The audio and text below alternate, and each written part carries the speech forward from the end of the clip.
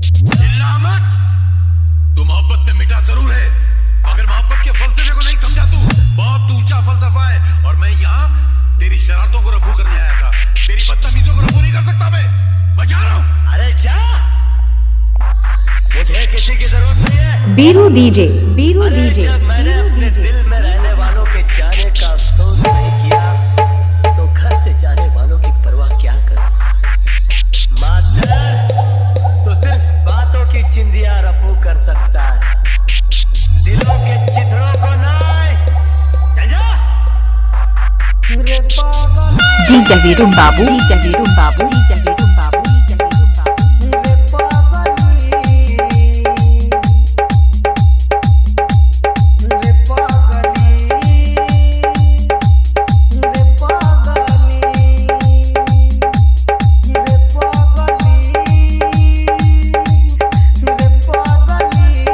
DJ Veeru Babu, DJ Veeru Babu, DJ Veeru Babu.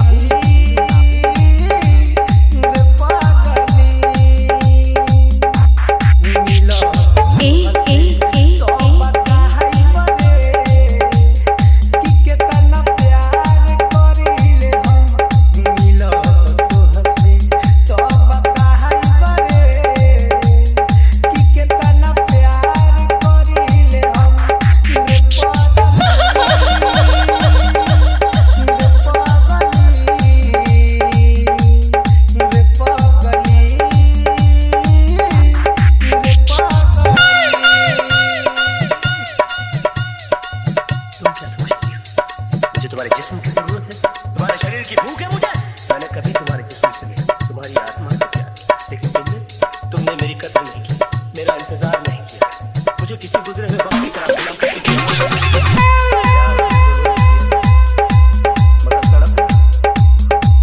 DJ Veeru Babu, DJ Veeru Babu, DJ Veeru Babu.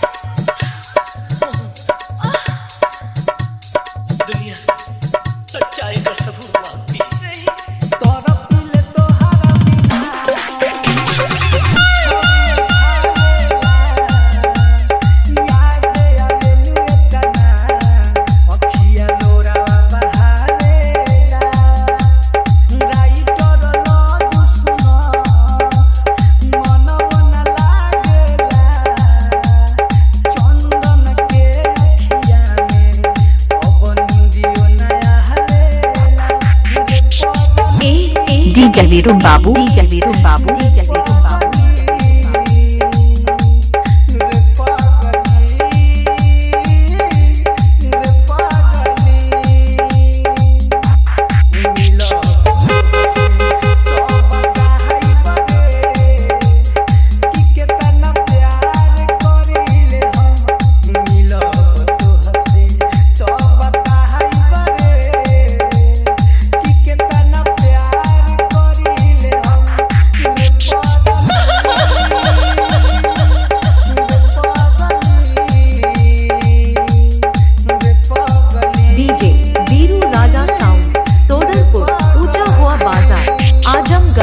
Mobile number 73 48 19 39 56।